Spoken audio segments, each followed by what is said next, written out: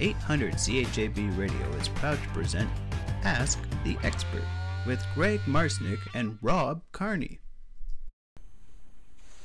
Greg, you hear it a lot, how you should drive defensively. You should be a defensive driver and watch what other motorists are doing all the time.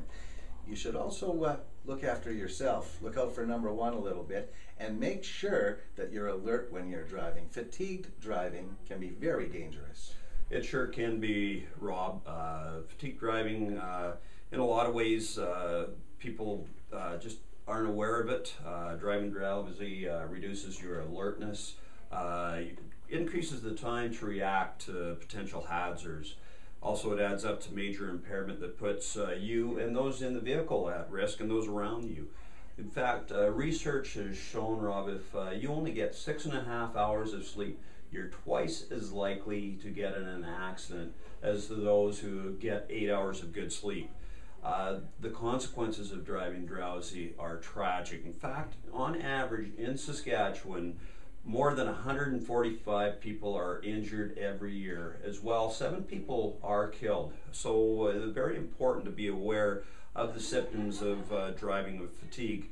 Now, these symptoms, biggest thing, the first sign of drowsiness is a tendency to stare at the front of the road rather than scanning around for hazards. Other red flags include yawning, daydreaming, trouble keeping your head or eyes open, forgetting the last few kilometers that you've driven, not noticing vehicles until they pass, drifting out of the lane and not being able to maintain speed. As well, there are certain people that are prone to fatigue driving. These include shift workers, university and college students, workers within the transport industry, long-term drivers, people with sleep disorders, and as well those people that use alcohol or medications. So how do we deal with driving fatigue?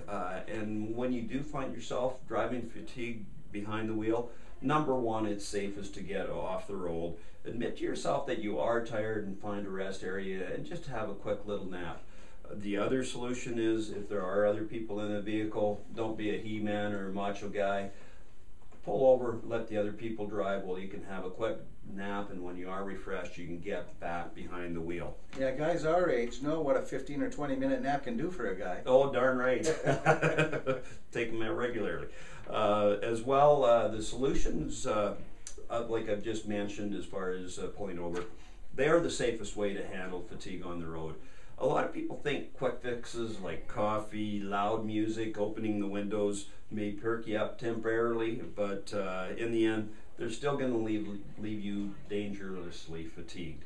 Now, the best thing to do is hit the sack early and get plenty of rest so that you know that you're going to be alert, you're going to be awake while you're driving, and you're going to get yourself and those in the vehicle that you care most about to the destination safely.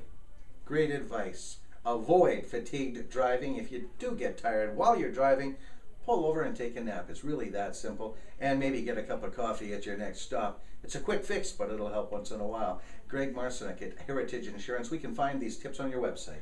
That's correct. nohassleiinsurance.ca, or please feel free to contact any of us here down at Heritage Insurance, the corner of Fairford and First Avenue West, one with the red truck on the roof.